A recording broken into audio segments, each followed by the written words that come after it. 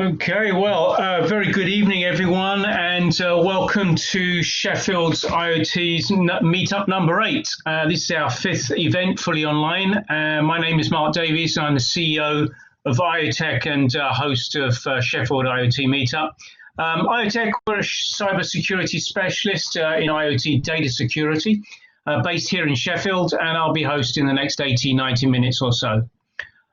We set up the Sheffield IoT Meetup to build an IoT ecosystem to enable individuals, organizations, and interested parties to share their capabilities and stimulate conversations and collaboration. And hopefully that you can network as well, both during the course of this evening and offline. Sheffield is very much pursuing an active digital transformational strategy for its citizens, and evidence can be seen that across a whole of the region. And we hope in some small way we can help that goal and position Sheffield as a leading IoT centre. Now, as I say at every meetup, and it's absolutely true, this wouldn't be possible without our sponsors pitch in at the University of Sheffield, who sponsor the event and provide all the backup services for us as far as getting this online. And I specifically like to thank Fern and Deborah for arranging that from pitch in, and also Kerry, who fit the organisation of this event into their extremely busy schedules. To actually make it happen. And they'll be in the background as moderators, ensuring everything runs as smoothly as it possibly can. Now, it's great to see a lot of familiar faces still joining us as I'm speaking. Quite a few familiar names, but also seeing a lot of new online visitors today. We've had registrations from all over the world, in fact, from Europe, from the US, Africa and Egypt, Uganda, India, and down in Uruguay. So we've got some quite a global audience now, which is great to hear. And I guess that's one of the benefits of having these virtual events, is that we can reach out to a bigger geographic audience. Now, Smart City is our revisited theme this evening, and I know Smart City is one of those terms that encapsulates an awful lot and not really that descriptive, meaning different things to different people. The common thread of tonight's speakers, I guess, relates to how people collaborate and work together, but over vast distances in this rather unnaturally difficult times that we're living in. But it isn't seeming to inhibit the innovation of pushing the future city and IoT development forward. So tonight's speakers, first up will be Chris Dymond from Smart Sheffield. Chris has over 30 years of experience in digital application design, development, and innovation, and now works to develop the digital capabilities of places as the founder of Unfolding Limited, a digital capacity building agency, co-founder and director of Sheffield Digital, and the city's Digital Industries Association as a Smart Places consultant and teacher. He is Mr. Sheffield Digital. And he'll be talking about tonight about what he's been doing during the course of the summer. And it's entitled, What Should Smart City Professionals Actually Know About? That's going to be followed on by a team that have been working, again, in collaboration, both from Sheffield and over in University of Cambridge. You've got Dr. Ramsay Taylor, a regular guest with us here at Sheffield IoT Meetup. He's from the Department of Computer Science at the University of Sheffield, and he's Associate Dr. Noukhez Ahmed from Twin Dynamics Limited.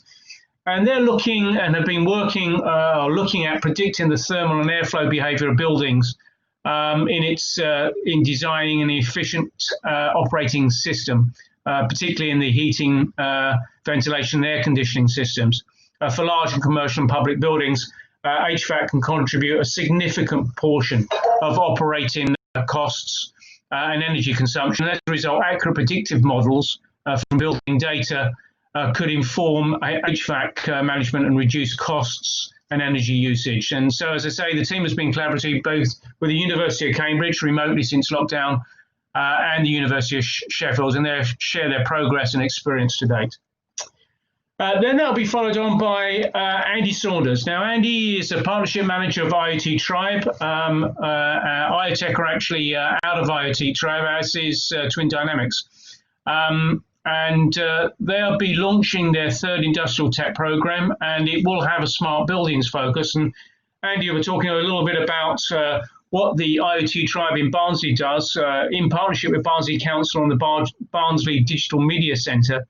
IoT Tribe is running its third accelerator program there at the DMC from November 2020. And the program will attract industrial tech startups from across the globe to focus on developing their proof of value and creating links with key corporates and ecosystem players. So that'd be an interesting one, given the theme that we have tonight.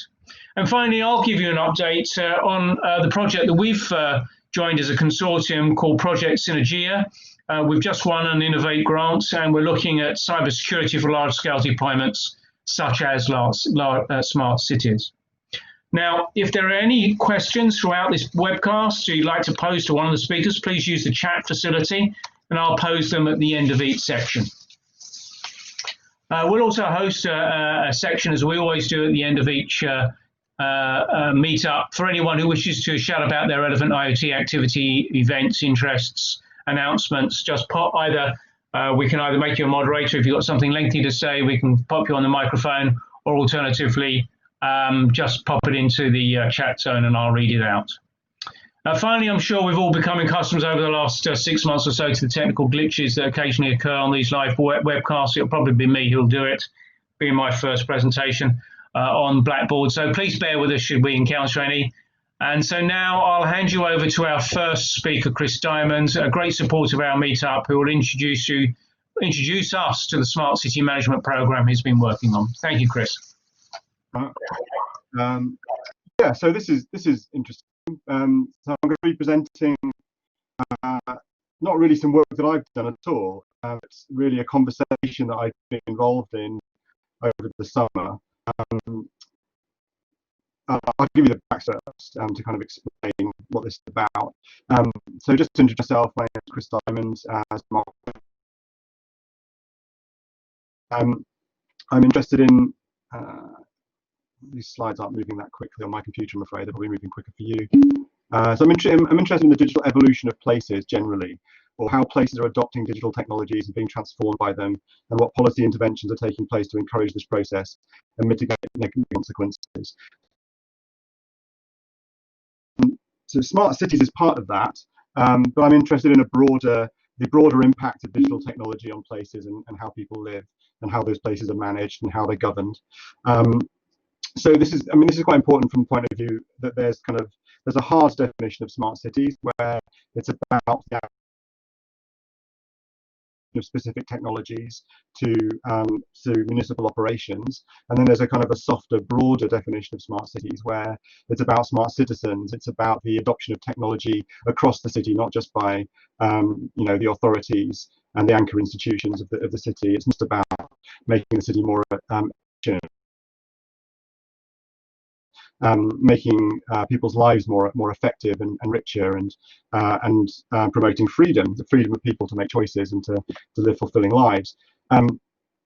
So I've always come at this, and people who know me and have been to Smart Sheffield, the meetup that I run, will know that I've got a very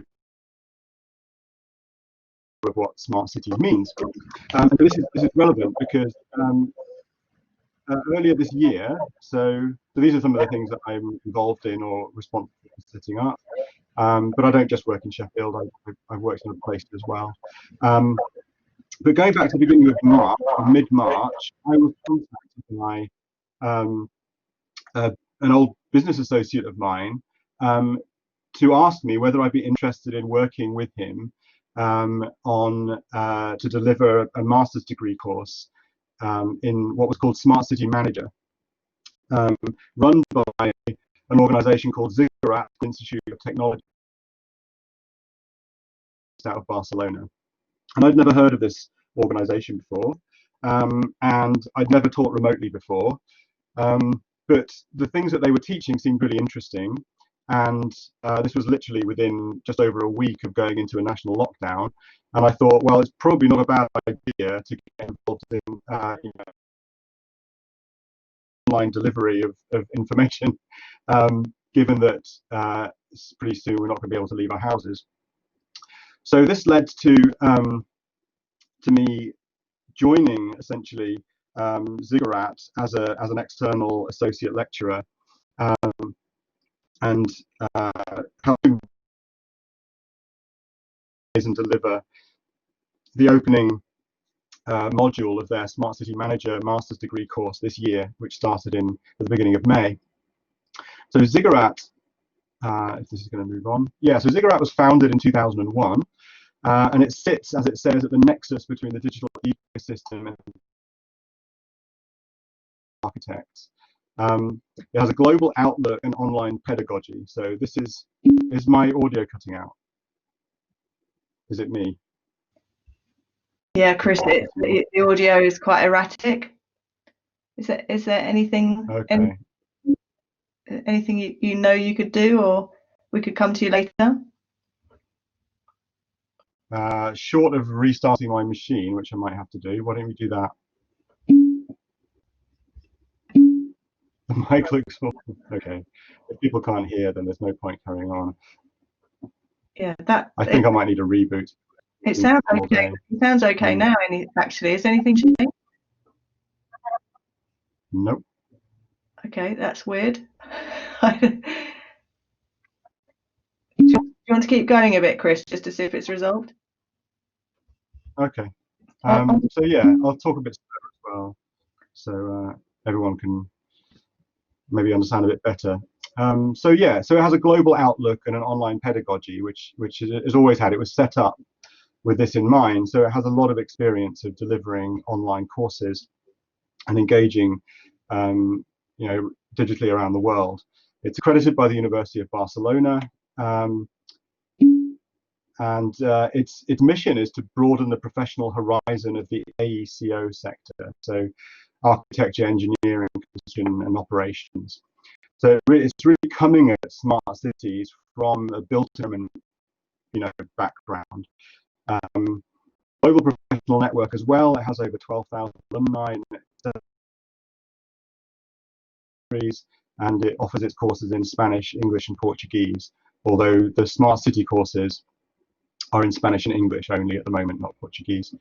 So this is the course in question. You can see that Ziggurat they do a lot of master's courses around BIM and construction management, innovation technology, etc. And I think this is the second year that they've run the English version of the Global Smart Cities Management course. They've been running the Spanish version for a few years longer than that. But yeah, as I said, the course leaders had just left. So in May, I started teaching this module, New Urban Agenda for Cities. Unit 1 was the concept of the city and the global cities of the 21st century. So it was really the opening module in this course to try and bring everybody up to a common level of understanding about smart cities and the application of technology to cities from planning to operations. And kind of the future of where some of these technologies and techniques are going.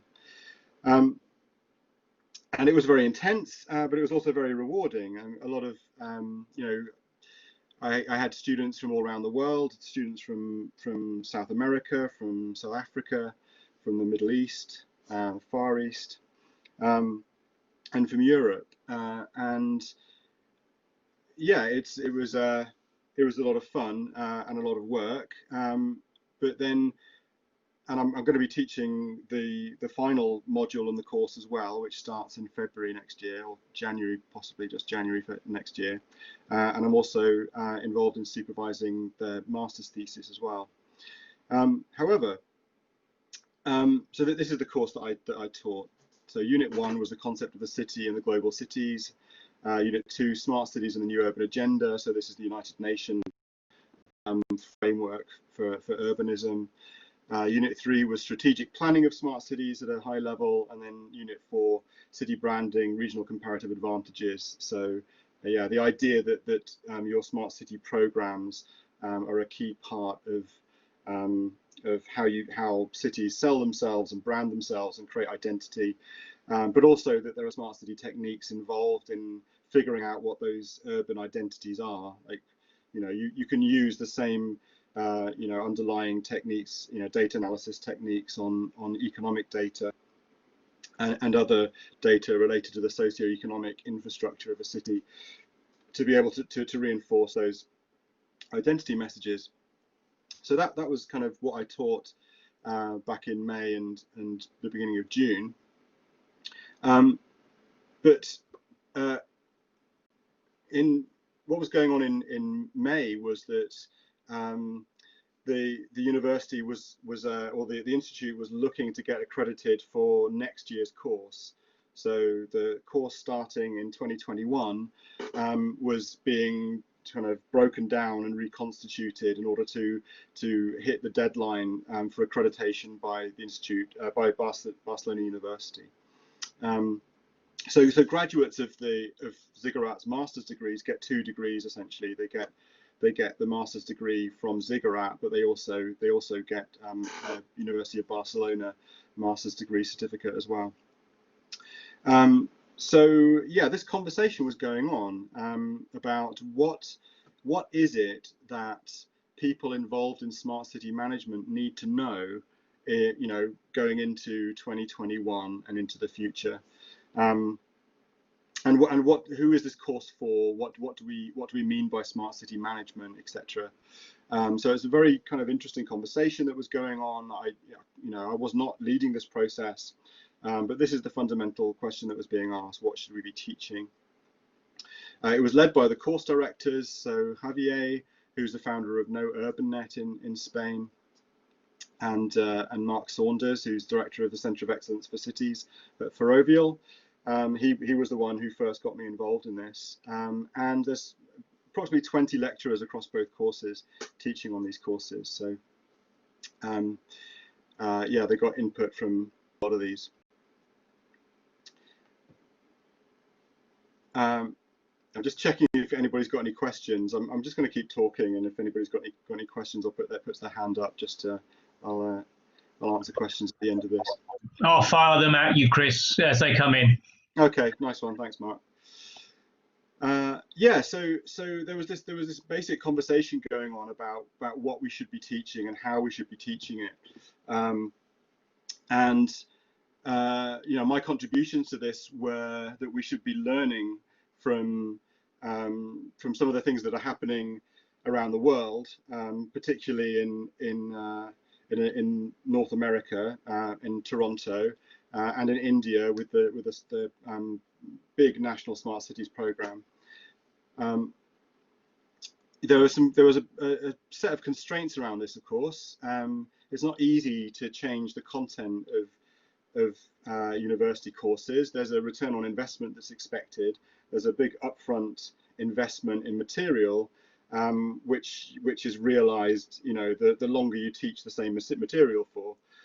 So it's very difficult to say, well, we'll throw all this stuff away that we've only taught once, because there was a lot of time and effort and money invested in producing that in the first place.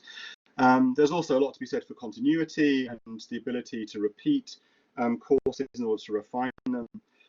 There's also, of course, the willingness of the people who are teaching the course to teach something different, or to change some of the things that they're teaching, especially when it's their specialism.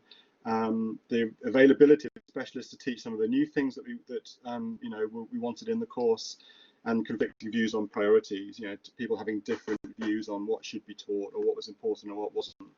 So it was a whole process around this, with, you know, structures being shared and commented on. It was a very open process within the faculty, but ultimately the course directors had final decisions on what, you know, what was going to be in and what wasn't going to be in. And so the task now is to find people to teach all of this stuff. So part of there are opportunities to teach some of these topics going forward. Well, there are likely to be. So just to talk about the course structure, this is the standard structure of a Ziggurat master's degree. It's divided into 5 blocks of 10 modules. The first block is block 0, which is a course preparation block. So it's just one module, module 0. And block 5 is for the thesis, and that's just one module 2, module 10, the final master's thesis. And it doesn't really come at the end of the process. It starts about a third of the way through. The other 3 blocks contain 3 modules each, and each one of the modules contains 4 units, and each unit is essentially 1 week of study. So the master's degree is part-time. It's designed for professionals, and it takes place over a 12-month period. And so this is how we broke it down. This is what the 2021 course is going to look like. So the module zero is Introduction to Smart Cities. The pre-course module, background reading, why cities, how they started, differences, key stakeholders, and big city issues at a high level. So some of the things that I was teaching in my opening module are going to go into module 0 now effectively, and will be provided to students, not as a part of the taught course, but as material for them to consume before they actually start learning. Block 1, the first 3 modules, we've put everything around strategic issues and kind of management issues into these first 3 modules. So it's understanding how different cities function, and the outlook is global here. So a lot of it is comparative. How do cities in one part of the world actually operate versus another part of the world? What kind of organizational structures have they got? Who makes decisions, and how? Who are the key stakeholders in these cities? What roles do they play? How are cities strategically planned? So from an urban environment point of view, but also from a digital and infrastructure point of view.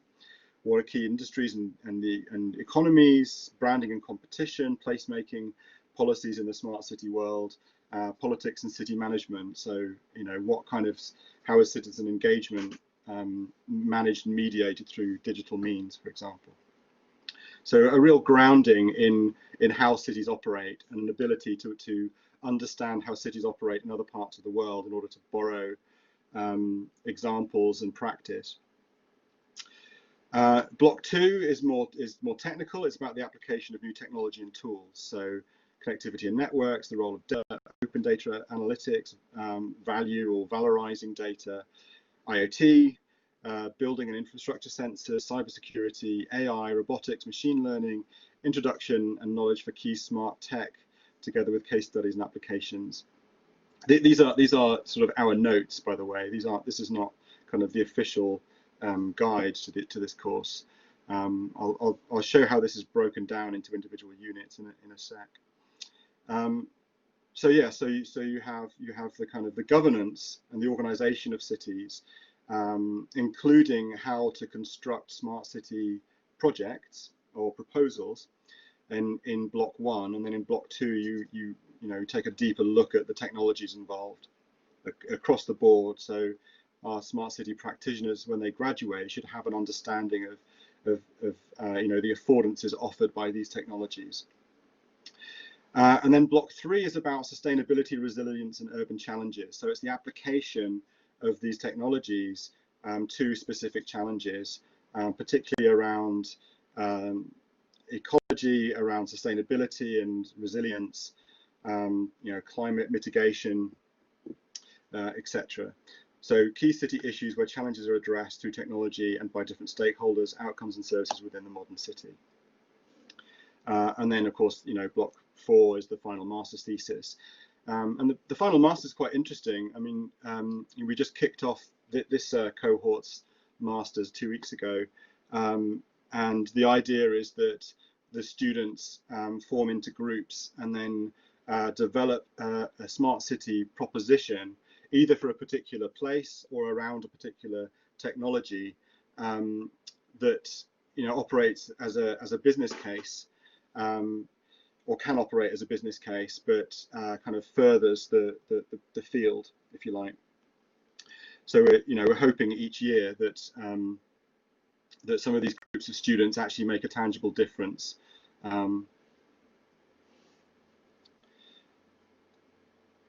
In the places that they're researching. This is it broken out a bit more. So block 1, strategic perspectives and business opportunities. Those are the 3 modules and the units underneath them.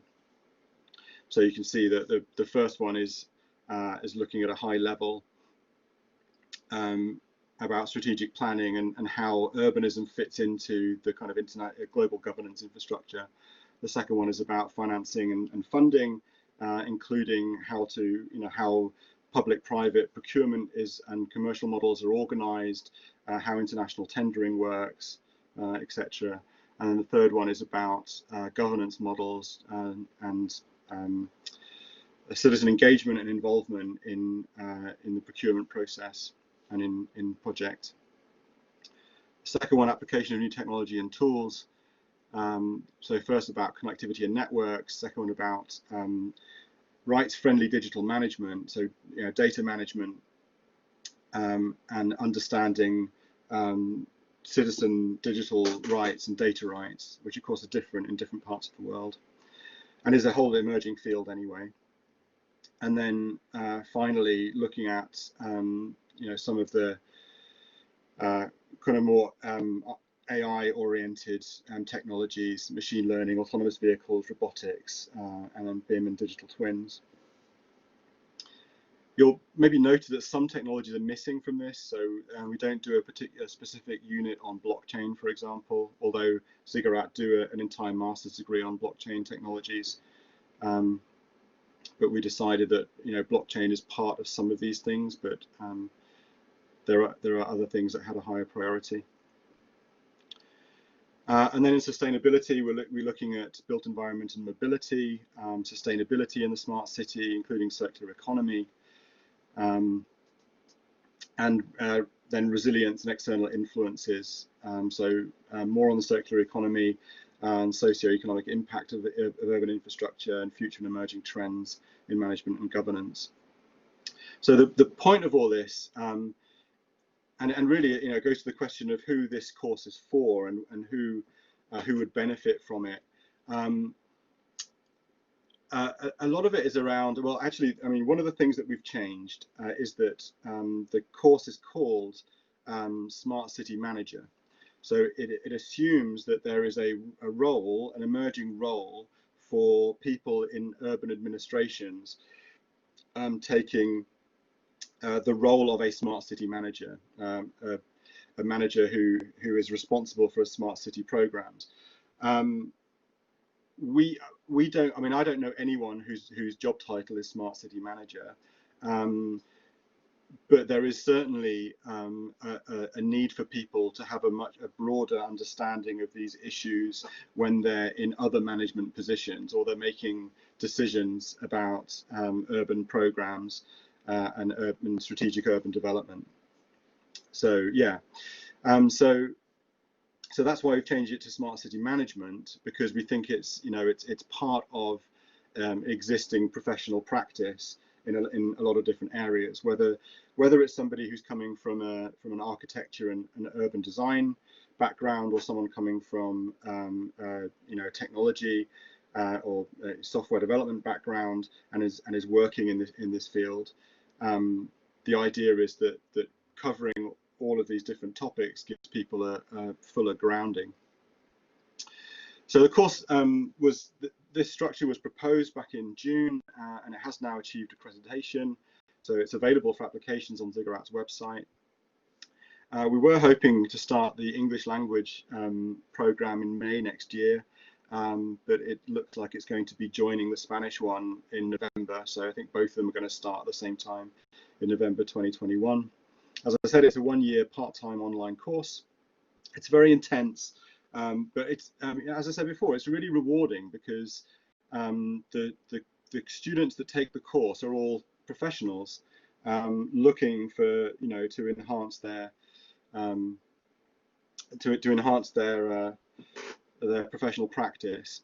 So they're architects, they're urban planners, and some of them are technologists as well, and so some of them are kind of change makers, if you like, a bit like me.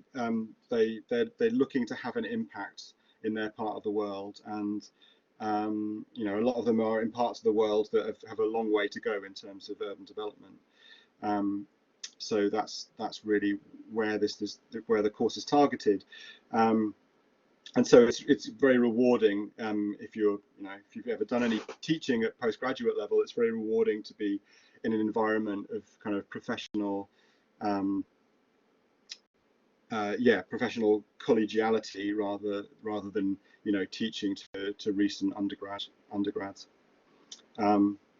But that's it. That's kind of the story. There's a lot of things that could probably be different, but that's the way it is. As I said, it was a fairly constrained process, and it's not a process that I manage.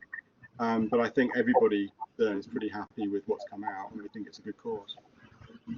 Yeah, I think I'm going to need to sign up to that. That sounds perfect for me. I need to know an awful lot of those things. I mean, it does go back to what I said in the introduction, is that smart cities mean so different things in so many different ways, and your most recent slides really highlight that.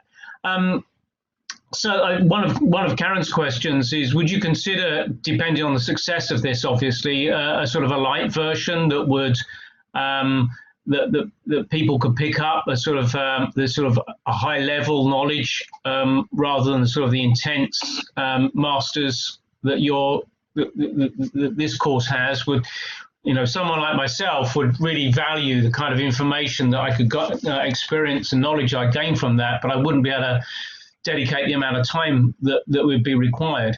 Yeah, it's a really good question. I mean, Ziggurat do short courses, but they don't do one in smart city management.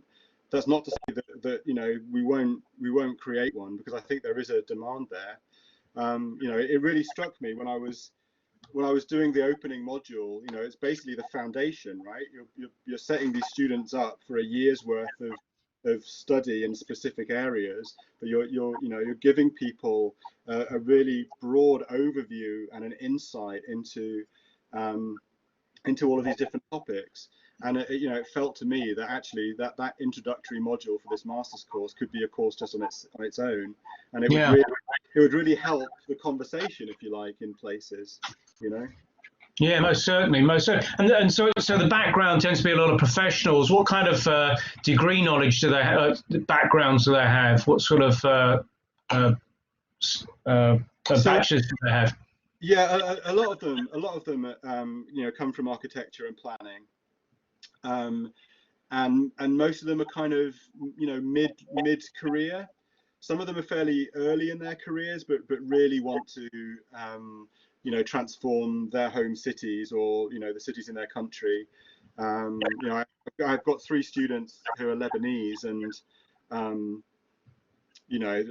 talking to them after the big explosion in Beirut, and having also spoken to them about their ambitions, and the coursework they were doing was about urban development within Lebanon.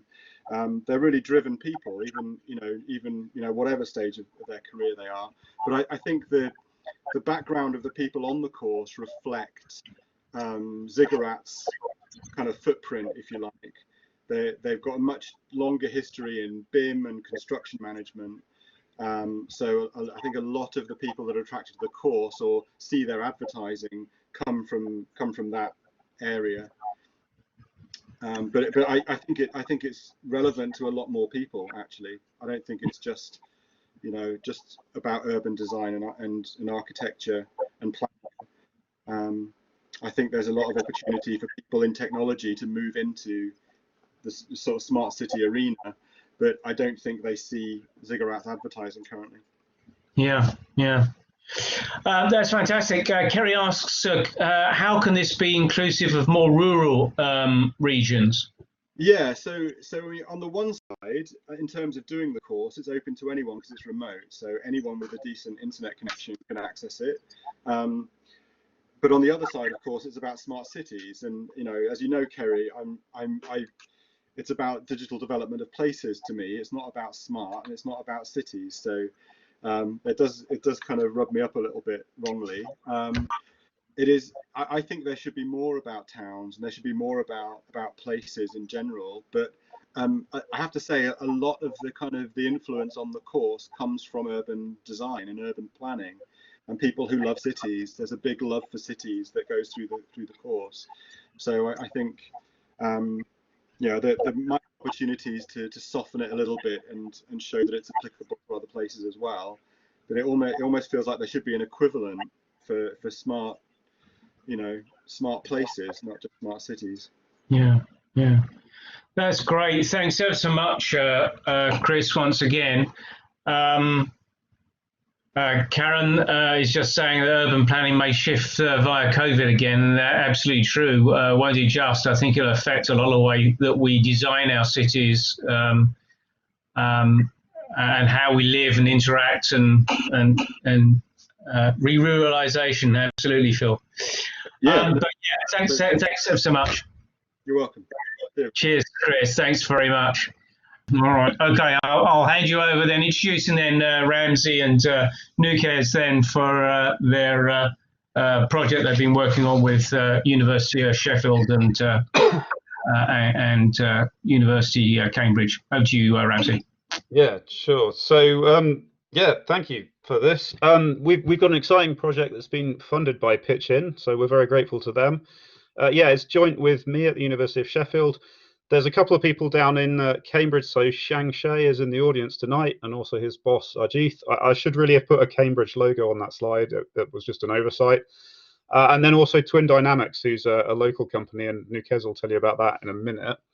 So what are we doing? Well, I guess this is not really an audience where I need to tell you that modern buildings have lots of automatic systems, and that produces lots of interesting data.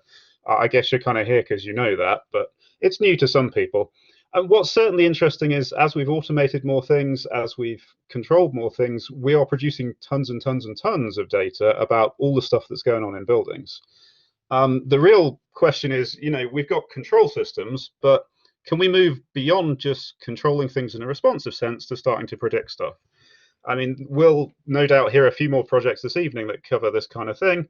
Everyone's kind of goal at the minute is some sort of predictive modeling, whether it's a really kind of high level citywide, what's happening over the course of the year prediction, or whether it's a kind of near real time, what's going to happen in the next 10 minutes and how should I respond to it with my system. The kind of real ultimate goal from lots of things is this ability to predict what's going on with your building, your city, etc. If we can predict things, maybe we can make them better. Now that might mean that we can use less energy because we know we don't need to run the heaters because we know the building's going to get warm in a minute anyway. Or it might be we can completely redesign things because we know we don't need quite so many air conditioners, or something on a kind of big level like that. Now, if we want to go about predicting stuff, we need to have some techniques that can take our huge amounts of data. Yeah, no, safe ventilation for COVID, that's been a huge debate over the course of this morning, never mind anything else. We'll come back to that in a second, not least because one of the techniques we want to do for doing prediction, of course, is computational fluid dynamics. So computational fluid dynamics, as its name suggests, is where we're going to take a bit of the building, we're going to look at all of the flows in that bit of the building. Now, Noukhez is the expert on this, so I'll try not to say anything too kind of fraudulent. But essentially, we can take a space and we can use data that we've got about that space to try and predict how things are going to flow around in it. This is not a trivial thing to do. And again, Noukhez will tell you the amount of effort he and his guys have gone to get us where we are with even a small space. But what it does is some really detailed and interesting predictions about what's going on. One of the things I personally like about it is the kind of presentation you get out of it is quite intuitive. Now, I know I have some kind of pure science colleagues who get a bit touchy with the interpretations of some of these flow diagrams. But what's really great about them is you can stick them in front of a kind of usual buildings engineer, and he'll look at it and he'll stroke his chin and go, why is that wall getting hot? Maybe we should move something. It's a wonderful way to communicate stuff to people. But even for a small space, it does require an awful lot of information, detail, and a certain amount of kind of assumptions and working on the data. Another set of approaches to building predictive models, of course, is the whole world of machine learning. Now, I work with a Department of Computer Science that probably has 2 or 3 separate research groups, each of which could be described as doing machine learning, and each of which has different approaches to it. The diagram I've got there and the work that Shang is doing is very much a kind of neural network sense of machine learning. But when comparing it to CFD, I kind of tend to talk about it as either a numerical approach or a kind of data approach. And machine learning is very different from CFD in that we're not asking it to do a kind of physical model of a building. We're not asking it to think of a building even as a building. What we're doing is giving it a whole bunch of data that we know about a building, and asking it to learn something from it. Having learned something from the whole bunch of data we've given it, we can then ask it to predict things, and there's been wonderful successes in predicting stuff from data-driven machine learning. But our kind of limit on what we can predict is what we've got data on. So that kind of gives us two almost radically different approaches to predictive modeling, one of which really understands that we've got a physical building and what's going on with it, the other of which can just take a bunch of data, learn from it, and start making predictions. But neither of them completely answers the question we want. So the premise of this project, and the reason it's called mixed fidelity modeling, is that we want to try and get the best of both worlds. Much as it would be brilliant to have a really accurate CFD model that tracks every particle of air flowing through an entire 5-story building, that's not actually very realistic. I'm sure Noukhez would love to do it if anyone wants to fund him to do it, but he's going to need a lot of people and a lot of time. Meanwhile, we can throw a whole building's worth of data into some machine learning tools, and it can answer some questions, but it won't necessarily give us a beautiful intuitive understanding of the details in particular spaces. And it also can only predict stuff as far as we've been able to observe it. So what we're going to go for with our project is to try and combine the two of these. If we focus on just one relatively constrained space, we can do a full CFD model of it. But that CFD model depends on various boundary conditions. It depends on the air that's coming in through various vents. It depends on the temperatures of various spaces around the sides of the room and stuff like that. All of those boundary conditions are themselves dependent on other things in the building. So the air coming in the vent depends on the air handling unit on the roof. It depends on some of the other rooms that's got a feed. It depends on the outside air temperature, and so on and so forth. Also, the kind of, the temperature at one side of the room depends on the next room, and so on. We don't want to try and do a CFD model of the whole thing because that gets impractical. But that's where we really can use our kind of numerical modeling and our machine learned systems. Because we've had the Dymond building up and running for 5 years, I've got huge batches of data about the way different bits of the building operate. If we can learn something about the way different bits of the building interrelate, we can use that to take more general situational data. So we might know what the kind of weather conditions tomorrow are going to be. We might know what the classroom plan for tomorrow is. We might know something is going on in the air conditioning system. With our machine learned predictions, we can take that and predict what's going to happen at the boundaries of this one space. And then Noukhez will tell you about his wonderful work for predicting what's going to happen inside that space.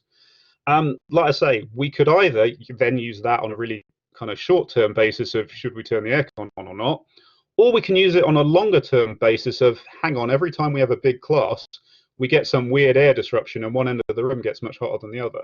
Or every time we have a big class, we end up maxing out one of the aircon units, but not the other. Longer term building things can be brought out from some of these predictions. Where we're up to far is Noukhez has done some wonderful work on some CFD models.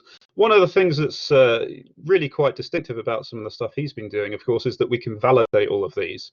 Because we've got lots of actual building sensor data, we're not doing, there's various CFD models of that building already that were based on the plans and what they thought should happen.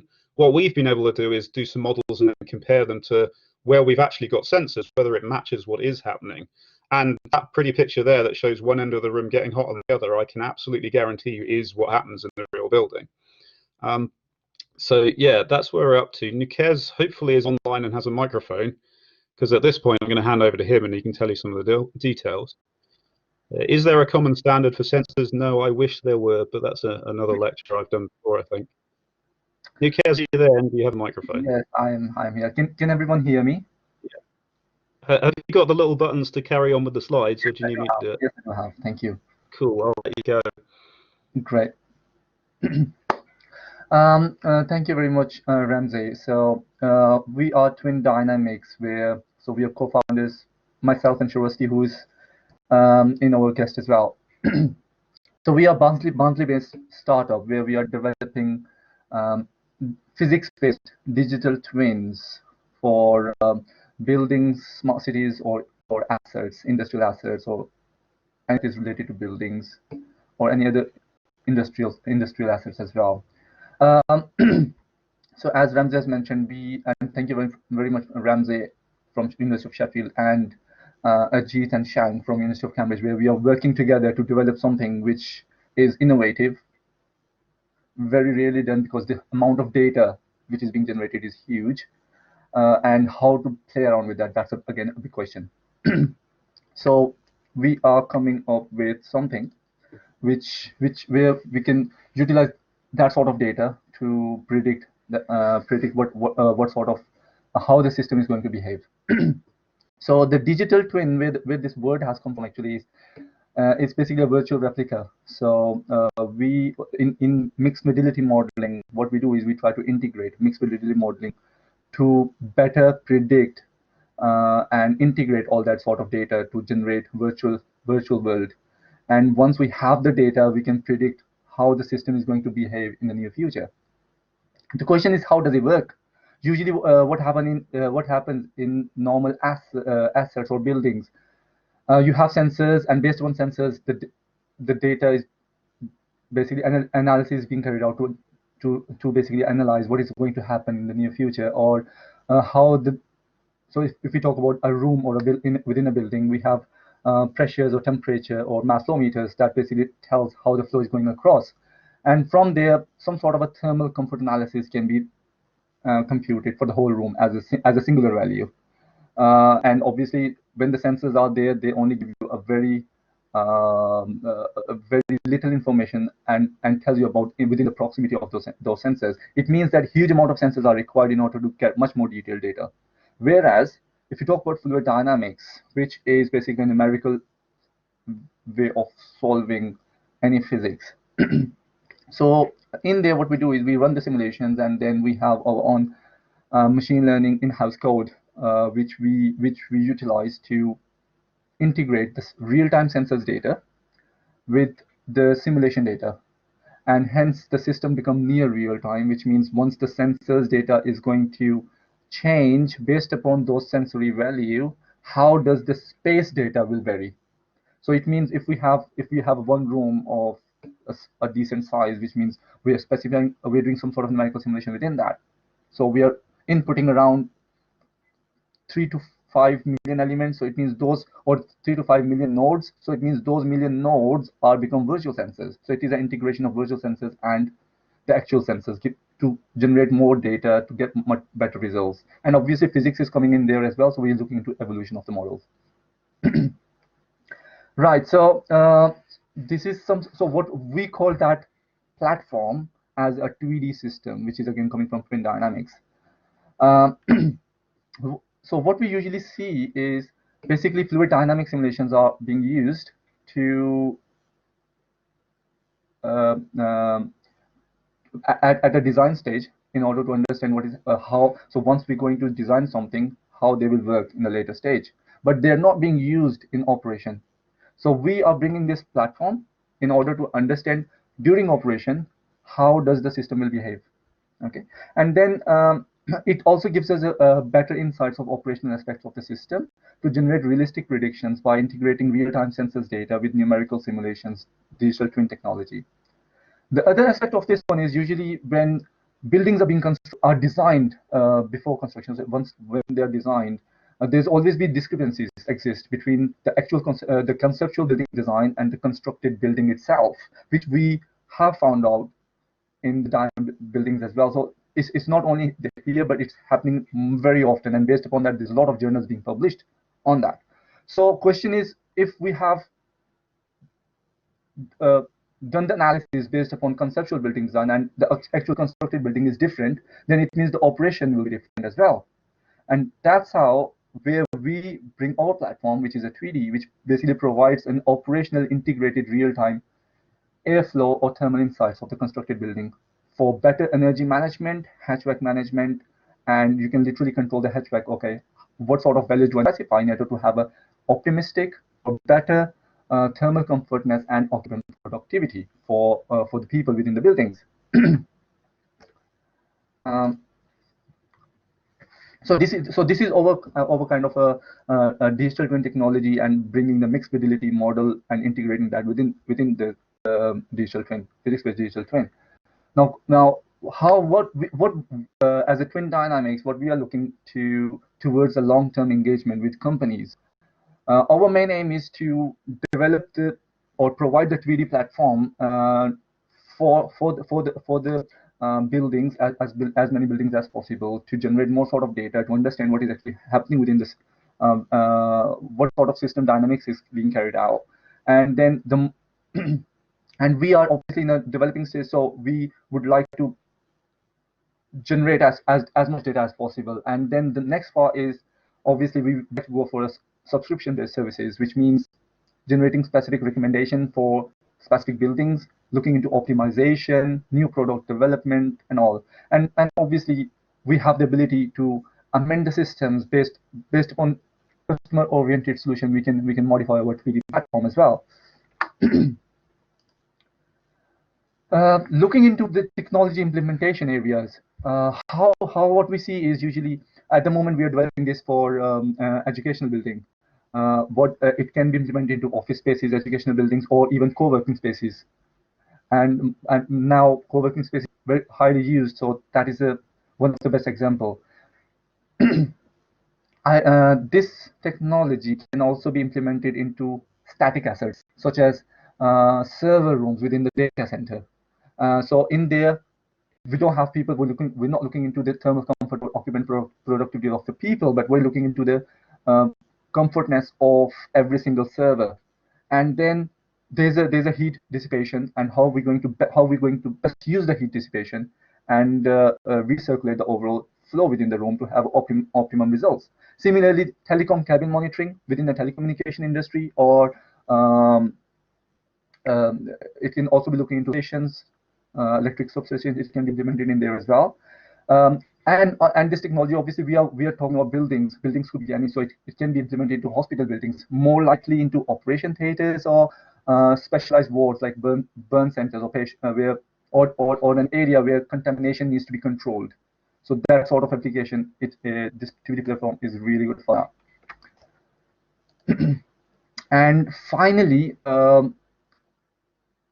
physics-based digital twin enabled value proposition for smart cities, which is actually efficient building operation with low carbon emissions, and then generation of connected assets, which means we have, so let's suppose if you are developing a digital twin or mixed fidelity model for one of the room in Dymond building, and similarly if we develop another system for a room which is far off, but pretty much the physics that is happening is pretty much similar. So if that data set in non-dimensionalized parameter can be utilized, then the prediction then we can get really good predictions, and we can find out what could happen in the near future. And then we can carry out a collective optimization, which is again a part of connected assets. And I think that's it from me. Any question myself and Ramsay, we're happy to answer. Great, thank you, Noukhez and Ramsay, for that. Interesting. One of the questions came from Karen earlier on, is about safe ventilation flow for COVID. Obviously, very topical airflow at the moment. Has there been any thoughts towards that application at all? Yes, actually, we are in contact with one of our clients, where we are proposing is that we can also look into particle movement of COVID. So once someone sneezes or coughs, so after that, if a person is sitting or standing at one specific location, and he sneezes or coughs, how far the particles could go. Basically, those particles are scalar quantities, so it's the air that takes it far off, and then how far it could go, what areas could be contaminated, and based upon the AHU or the recirculation system for ventilation, which areas where the airborne particles could go. So yes, we are looking towards that, and this technology has the ability to implement in that. Okay, and can you improve legacy buildings, so buildings that do have sort of ancient heating systems, failing air conditioning systems? Can it be used to improve, or is it just there as a sort of diagnostic tool, as it were? Improvement, definitely one of the angles. I mean, the word in the question on the screen says retrofit as well. So part of the fun is very much if you have an old building and then you've added something and then you've added something. and you want to figure out what's going on. So Noukhez hinted at the fact that the plans don't always match the reality, and sometimes that's crazy contractors, but more often than not, it is just buildings' uses change over time, buildings' equipments change over time. And one of the nice things about the way we've approached this is because it's kind of very much driven from real building data, we're building models of what is happening rather than what maybe should be happening or was supposed to be happening.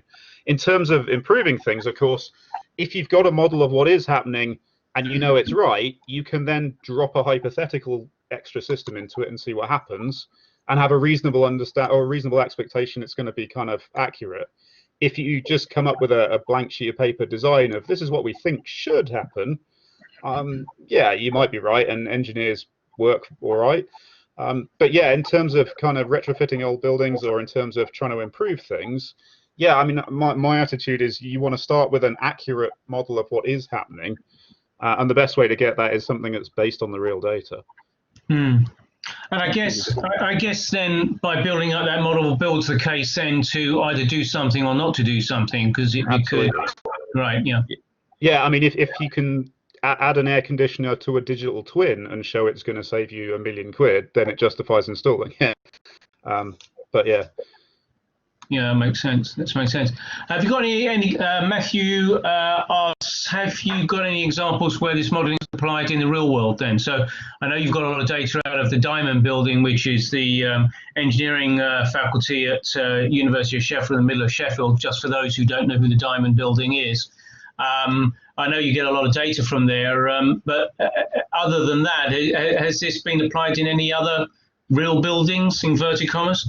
If you mean this kind of mixed fidelity, no, we're doing it first. That's why they funded us to do it as a research project. But each of the bits have been used. I mean, CFD is often used in the planning phase of buildings. So, I mean, the Dymond building, for example, has a whole complicated CFD model of the atrium to see if the natural ventilation would work. But again, that was in the planning phase. That was based on the design. What we're trying to do is actually come back and use what it really has done in real life, if that makes sense. Yeah, sure.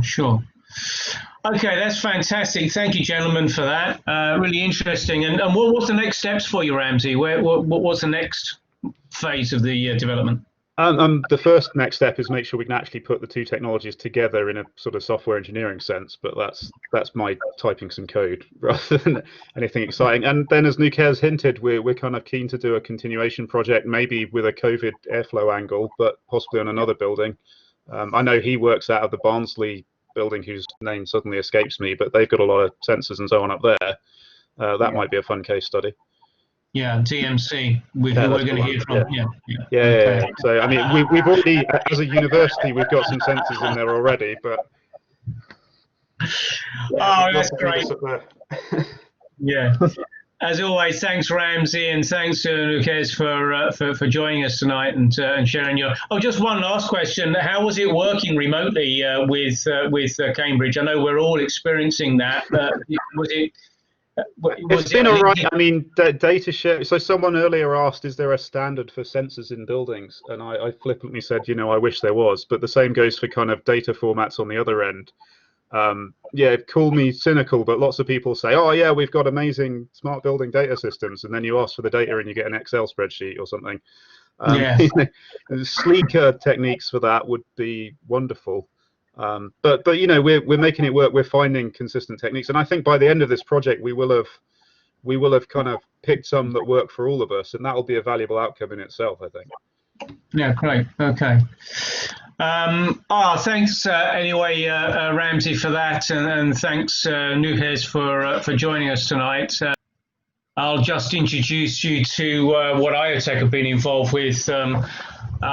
We set out at the beginning of the year when things were normal, applying for an Innovate grant, and from that became a consortium called SYNERGIA that was populated by ourselves. Toshiba were leading the consortium with an academic lead of University of Bristol. And then I was backed up by Smartia, another Iot Tribe cohort member, Configure Things, who were with us down in GCHQ Accelerator, and Mac Limited, who are quite a well-established IoT hardware manufacturer. So the aim of the competition was to solve industry-focused cybersecurity-related challenges in the Internet of Things. It was part of the UK NRI Strategic Priorities Fund to the tune of £4 million in this particular call for a collaborative and business-led R&D project. And there were two themes to this. The first one was to secure energy-efficient IoT systems in a resource-constrained environment. And the second was cyber-resilient IoT systems for CNI, for critical national infrastructure. Now, we were fortunate enough to have won the award for the resource-constrained devices. The other winner was a company called Vortex IoT, based in South Wales, and they, with a consortium led by Tata Steel and University College London, won the other challenge with their secure aim, which was security for an AI-enabled mesh network in industrial IoT. So we've put together just over a £2 million project for this fund for smart cities. It really is for large-scale deployment of sensors, of which obviously smart cities is one. Now, smart city is, you've probably gleaned, and if you already know, but some of the audience won't. Smart city collects and uses open data to drive its decision making. It creates networks of partners amongst the governments, businesses, industry, community groups, universities, academics, and hospitals to expand and improve its ability to serve its residents and visitors. The digital infrastructure of a smart city allows access to data that can unleash tremendous value, drives better decision making by the planners, by the communities that live within it, and the individual residents with how they live, work, and move about the city. My animated screens aren't coming up too well, I'm afraid. This was just really to show an individual feeding into an IT cloud. So unfortunately, my animations aren't playing out, so I'll have to remember that one. But the contemporary IoT platforms typically adopt a cloud-based approach with the requirement to transmit and process and store all data points in the cloud or use a back end. Now, this design pattern is unsustainable for very large scale IoT networks due to the volume of data that's being generated and the consequent increased transmission latency. So the vast volumes of data that are being created, it's taken us 25 years to create the kind of data flows that we're having. And within the next 2 years, we'll be doubling that. So this is unsustainable. It's particularly going to affect applications such as smart city, where the data that's being relied upon will be on small battery powered and resource constrained devices, which are normally required in sort of big infrastructure, national transportation or utility networks, for example. So it has a problem with affecting the latency of the information, the data volume, therefore the storage, and that impacts upon the scalability of a project, and ultimately, therefore, the cost. So the idea then is to push the computation of the data to the edge. So to reverse the trend, rather than have it stored and being processed in the cloud, is to push it back out to the edge. And so this is a relatively new paradigm for IoT, and will exploit distributed AI, which can alleviate some of the problems with using cloud infrastructures, and therefore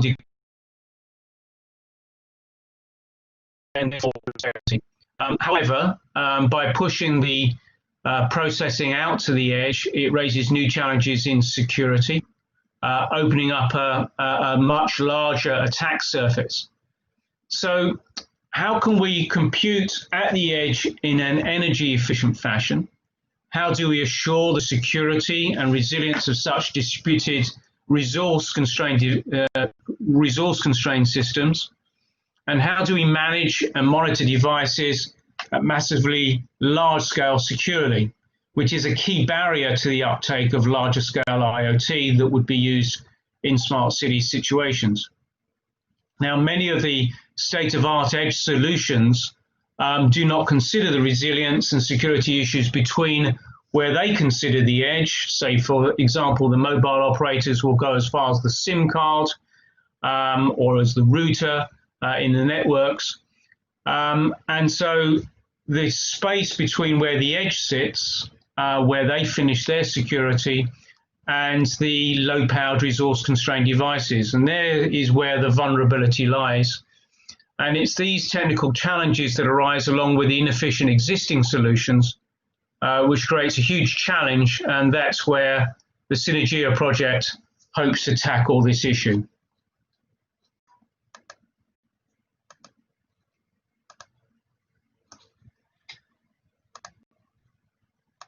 Now, the foundation for this project is based on an existing testbed, or a testbed that's being constructed along with South Gloucestershire Council. It's connecting the Bristol and Bath Science Park with the UWE Bristol University along a 5-mile corridor in the Gloucestershire region. It's just shy of a £7 million project that Toshiba and South Gloucester Council are undergoing here. They're basically laying fibre along the whole path of this track between the two sites, and then additionally they're adding 200 wireless units to the infrastructure, predominantly lampposts along this route, that will have both LoRaWAN as well as a wireless mesh 6-stitch network. And it's interesting to note that it doesn't contain a 5G element, this particular test bed. A couple of reasons. One of these is because there's already large-scale 5G developments in the Bristol region, particularly within the city itself. But the wireless focus is particularly relevant right now, given the recent government decisions over the 5G rollout. That is becoming more focused now onto the wireless networks and the radio networks that exist outside of the 5G space.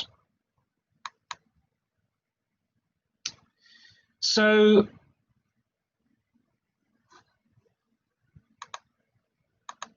SYNERGIA will devise and develop and demonstrate a scalable, secure by design endpoint, i.e. the resource-constrained device, to core IoT platform that will provide distributed processing capability at the edge as a service. Will advance the state-of-the-art by providing a flexible, adaptable solution for the development of IoT applications that rely on data from IoT networks deployed at a massively large scale. Now, SYNERGIA will adopt a 3-tier architecture approach: the resource-constrained endpoints, the edge, which is facilitated by a number of the umbrella nodes, and the back-end SYNERGIA platform. Security features will span all 3 tiers, including the endpoints, and adopt IoT security foundations best practice. We'll undertake industrial research and development and advance the state of art on scalability of secure management and control for IoT systems, secure connectivity for battery-powered resource-constrained devices, and edge-based distributed artificial intelligence for cybersecurity of IoT systems. Now, as a starting point, we plan to leverage the technologies currently being developed by all the project partners. Deployed in a mesh or a star network topology, resource-constrained devices will connect to the infrastructure through the Toshiba umbrella edge nodes. Now, connectivity will rely on heterogeneous low-power wireless links and we'll demonstrate the project outcomes using devices developed during the project by both Mac Limited, one of the consortium members who developed the hardware, existing kit from Toshiba, and commercial off-the-shelf devices. Now, to secure the connectivity with the resource-constrained endpoints, IoT enhanced technology will provide device authentication and data encryption. The work will advance the state of art through the edge-based proposition for secure device bootstrapping and management of the cryptographic keying material. And the design will be lightweight and suitable for battery-powered resource-constrained endpoints. Now, to manage the edge and endpoints configured things, their secure configuration management and control IP will be deployed. And management of the endpoints will take place through digital twins and edge software components to be developed as part of this project, the SYNERGIA project. Now, SYNERGIA will also develop an AI and machine learning based intrusion detection system that will run on edge nodes in a distributed fashion, and that will be led by Smartia, who aims to exploit this advancement by incorporating into their flagship product, Mayo. And to protect the platform against endpoints generating falsified data due to malicious activities or malfunction, for instance, will advance Toshiba's IP on data drift detection using distributed AI and ML at the edge. And then finally, Mac Limited will use the project to develop new secure endpoint devices based on real-world use cases to demonstrate the capabilities of the SYNERGIA solution, finding real-world applications.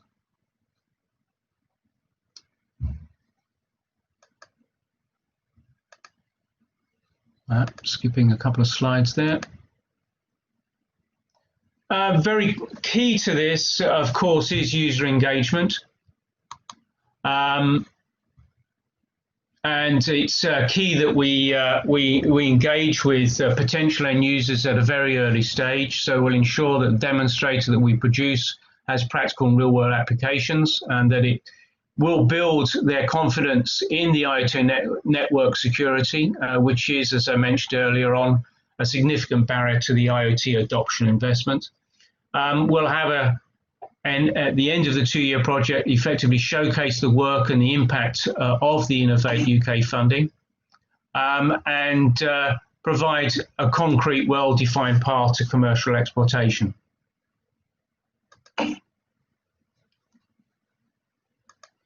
Commercial outputs of this, then, the target customers of SYNERGIA will be classified into two groups, both government and local authorities, as well as private enterprises. For government and local authorities, then, for smart cities, infrastructures, buildings, government buildings, hospitals, parks, etc., as well as smart tourism. And then for private enterprises, for factories, for campuses, business parks, real retail parks and shopping malls and stadiums, and smart offices. We do have an access into Bristol City Stadium, where we'll be trialing some of the technology. So that's SYNERGIA. If you would like to find out more, or if you have any thoughts on it, please do give me a shout at the email address. I'll just take a look at the chats that have been coming in. Apologies, I've not been ignoring them. I've just been trying to multitask on about 5 or 6 different screens. So Kevin, one of my colleagues, is looking for AI at the edge currently deployed. Anyone know of any examples? I can certainly speak to Smartia, where they're the experts on it. I can certainly, Kevin, if you haven't been in touch with them before, I'll get you in touch with Smartia. Glenn says, what is the real-world impact on battery life with this enhanced computational load in the edge devices? And Glenn, that's actually key to what we're doing at IoTech, is to ensure that the impact is minimalized, because if you have a battery on a piece of kit that could be sitting in the field for several years, sometimes as long as 10, 15 years, it's absolutely imperative that the computation doesn't suck the life out of the battery power. So particularly our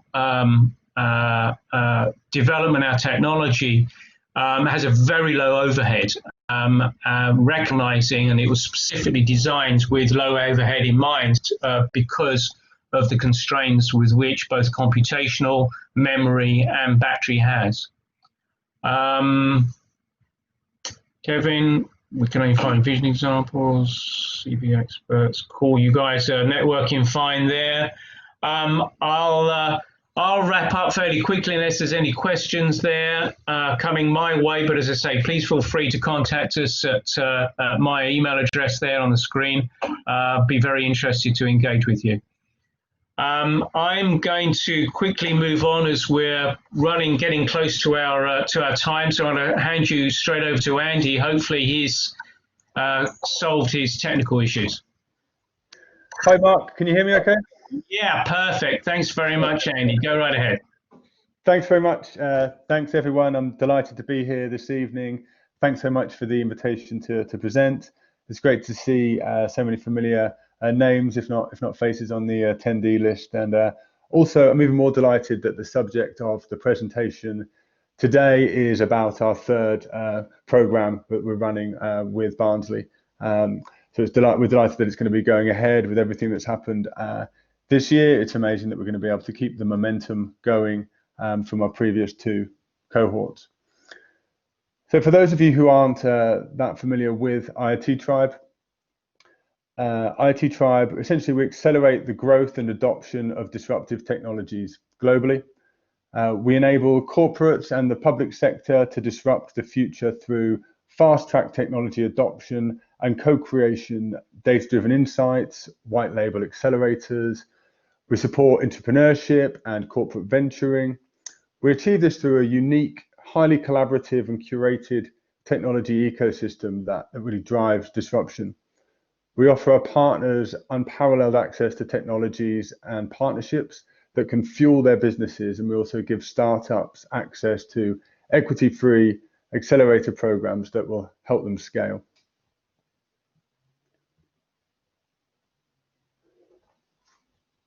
So at the heart of what we do are our accelerator programs. We've had over 270 startups go through our equity-free programs from 5 continents. We have offices in 3 countries ourselves. We were delighted to be chosen as the UK's Global Innovation Alliance partner with Singapore.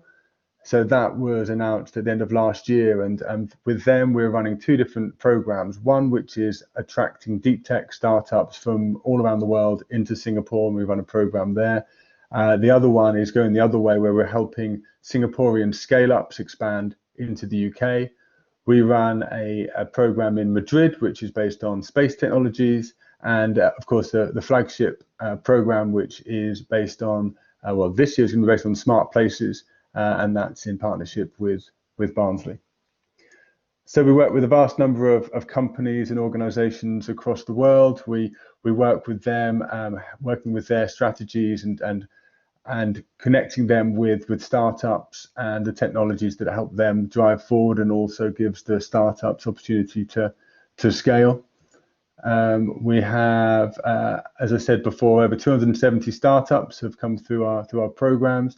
I see iTech logo there, Mark, yeah, we're continuing to drive the programs forward each year and connect the startups to corporate partners and help them grow.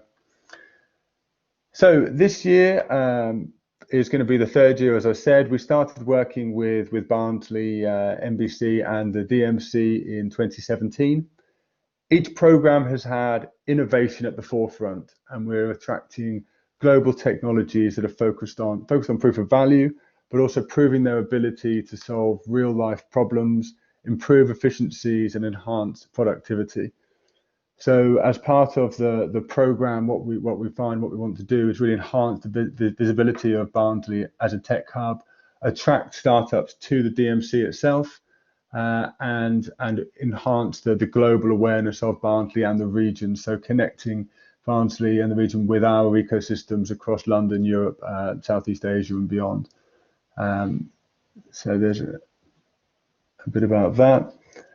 So as I say, the previous two programs have focused on smart manufacturing. So why have we decided to change this year? In short, and I know I'm preaching to the choir here on this discussion today, but it's an incredibly exciting vertical.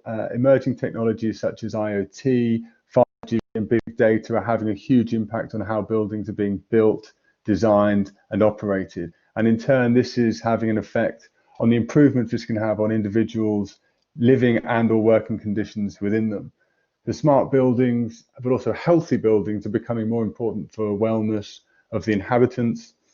There's lots of opportunities to pilot smart places technology in the region, and the technologies can make a real difference to the population.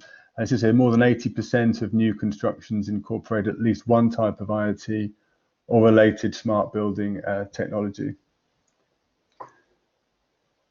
So a little bit about the program itself and what we're looking to achieve.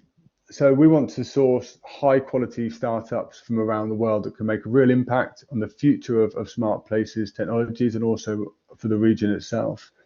We want to deliver a program that is not only hugely beneficial to the startups, but also to promote Barnsley in the region as a great place to set up a business and also grow your business. We want to continue to establish Barnsley as a tech hub in the north and further promote the capabilities of the region, and then connect to the global tech ecosystem through our wider tribe activities. Of course, it's wonderful for us when we're speaking to potential founders in Singapore, and they know about Barnsley, they know about the programs we've run there, and they know about the area. So that's always really, really nice when they speak to us about that. Again, so on the program itself, as with all programs we've run this year, the impact of social distancing measures and travel restrictions means that the program will be largely delivered virtually. Although, of course, through our virtual program, some elements are made more difficult. Things like collaboration is often harder through a Zoom call than if everyone was in the same room, and also the camaraderie between the founders of the startups themselves and that peer support is harder to achieve if they're not seeing each other every day and going for dinner or beers after a session. But there are also a number of advantages too. The founders don't have to commit to being in a different country for a few months, which means it opens up a wider pool of startups that could join the program, which would enhance the quality of that. The programs or the virtual events that we run, we can have people speaking from all over the world, so we can have the best quality speakers on things like investment or support from the UK or your sales model, or working on your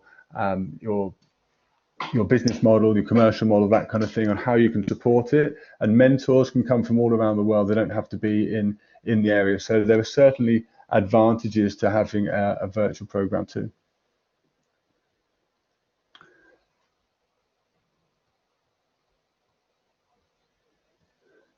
So a little bit about what we're going to be doing this year as opposed to previously years.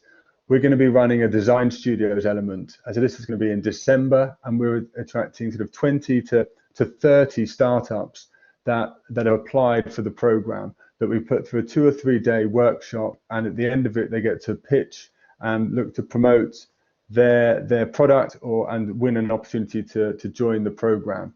We like this idea, which we've run previously. It gives us an opportunity to really get to know the founders, look under the hood a little bit on their technology as well.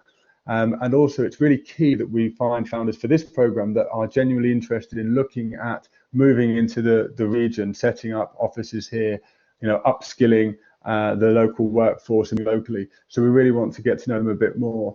It also does give us the opportunity to sell in essentially the region to a larger group of founders. The core program is going to be an 8-week virtual program from January to March, and that's going to include everything from webinar workshops taken by an expert in a certain field. So something like talk about business development or negotiation or marketing, investment, fundraising, that kind of thing. Each startup will be matched with a mentor, and they'll have a weekly session with a particular mentor, and also there'll be business coaches for weekly one-to-ones or small group sessions. which work specifically on defined priority areas of that particular startup. There'll also be 2 virtual networking sessions, and then in the final week there's going to be a demo day, giving the founders an opportunity to pitch to building owners, investors, and that kind of thing. So that's in a nutshell the program itself. I'm obviously very happy to speak more about that to anybody that wants to know more. Again, a real focus on what we're doing virtually is we want to emphasize the soft landing and the support companies will receive if they come into the region. So to do that, we introduce a lot of different local stakeholders and support from the local region. Because we want, if the company is coming from Europe or another continent even, we want them to be thinking, right, well, Barnsley is going to be the place to go. This is where I want to set up as my first port of call as I look to expand into the UK and Europe. We're looking to involve local communities through our virtual events, and hopefully towards the first quarter of next year, there will be some physical events that we're able to carry out, even if they're quite low in numbers, but we want the founders to be coming over to Barnsley to experience the region itself. Just a few testimonials from startups that have joined the program. And that's about it for the presentation today. So again, I'll be really delighted to speak to anyone who would like to hear more about the program or interested in any way to collaborate or make any introductions to any potential partners or indeed startups that would benefit from the program itself. That's fantastic. Thank you, Andy, for that. And good to see the IoT Tribe ploughing on despite the restrictions that have been put in place. But I've certainly been sitting in a lot of the stuff that's been going on out in Singapore. I've been listening to the demo days, etc. that's happened. So we're proud members of a second cohort of IoT Tribe. It's a great facility. It's a great program. So if there are any people in the audience either thinking of joining, please do, and I'd be very happy to relate our experience to it. But if you know of any startups or scale-ups that want to join, then please do encourage them to do so. I know that Andy would do their best to push them through. Just to echo David's comment on the design studio, it's a great idea actually to sort of have that first stage, as it were, to understand the needs and the direction of travel for the businesses going in, or hoping to join the core program. Yeah, definitely, it's worked well. We ran the same program essentially for the space tech program in Madrid. It also, some companies or some of the founders there might not be ready for the program this year, but it may well be in future, and they may well get a huge amount of benefit from the advice and support we get, or they may need to pivot slightly for a certain region or that kind of thing, or they might be suitable for a different program that we run. So it's very much about trying to support as many founders as possible, and also finding the best fit ones for each program. Yeah, most certainly, most certainly. Thank you, Andy. Any other questions? If you'd like to put them onto the chat right now, and I'll pass them. As Kerry said, there's 4 IoT Tribe alumni who are collaborating with the University of Sheffield and through the AMRC, etc. So it is a really worthwhile program to be on, and it does open up the network massively. So good luck with the forthcoming one, Andy, and we'll support you all the way, definitely. Thanks so much indeed, Mark. Thank you. Cheers now, Andy. So we're just coming up to the witching hour, just past the witching hour of 7. So I'm going to start wrapping the event up. Thank you, everybody who stayed with us. Just giving you the opportunity for the shout out now, which is anybody who's got any announcements of events, etc. I can see some stuff coming up there already. Kevin was well prepared this time with a whole slew of stuff that's coming on.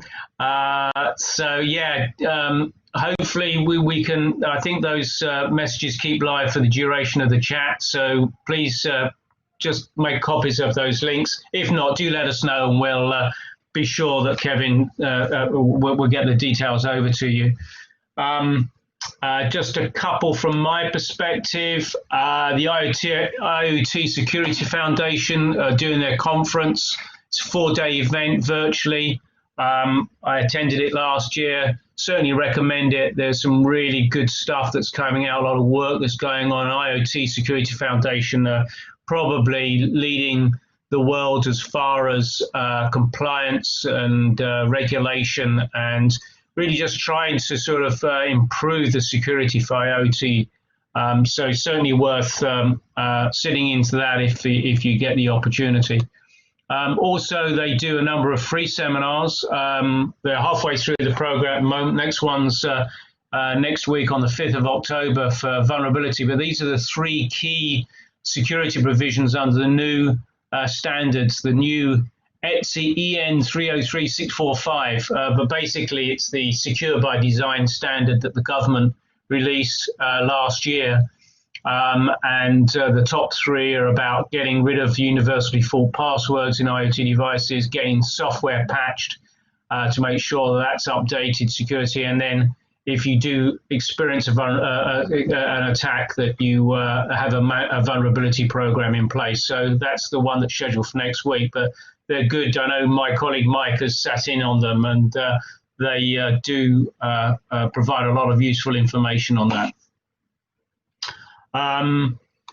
Then just locally in Sheffield Digital, locally I say regionally, we've got a number of events that are occurring over the next month. If you'd like to take these slides will all be available on the Pitch-In site.